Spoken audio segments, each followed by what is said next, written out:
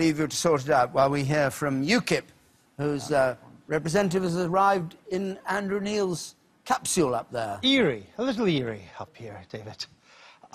We're joined by Diane James of UKIP. What has UKIP achieved tonight?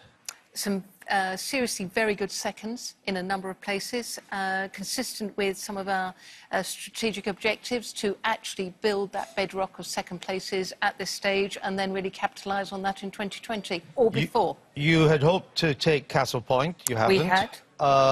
There's a recount at Thurrock, that's another seat you had hoped to take.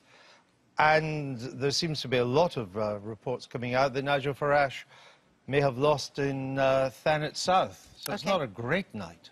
Well, I wasn't aware that we'd actually gone to a recount in Thurrock. I'm still very confident that Tim will take that. Certainly, the messages I'm getting are that Nigel will still take Thanet South. So, again, I would rebut what you just said. Right. But Castle Point, you know, come on, let's be honest. You asked for trust in politics a couple of days ago. Yes, it's disappointing.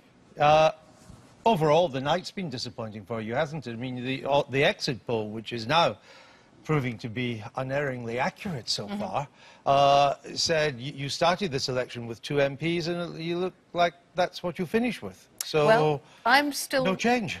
Well, we haven't even... I think I asked you the question a few minutes ago. I'm not even sure we've got to 10% of the seats being declared yet. Yeah. Still a lot to play for.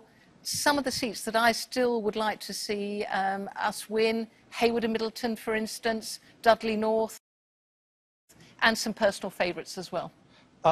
If Mr Farage loses in Thanet South, he says he's going to stand down as leader. Time for a female leader of UKIP? No doubt, I'm sure. I mean, you know, he's got a choice in terms of Paul Nuttall, Suzanne Evans and such. Before you ask the question, I've already ruled myself out. You've ruled yourself out? You must be a little bit disappointed in Eastleigh, where you fought a very credible by-election there. The Tories have taken that now. Well, they haven't taken it yet. I understand they're in the midst of counting. You're absolutely right. But it's our reports are that they are the favourites as things stand at this moment. Well, you're quite right. They haven't yet won. And the text I've got is that the Liberal Democrats are subdued, but that would follow the pattern in terms of their results so far. You would be badly wounded if you lost Nigel Farage, wouldn't you? I'd be very disappointed. Very disappointed.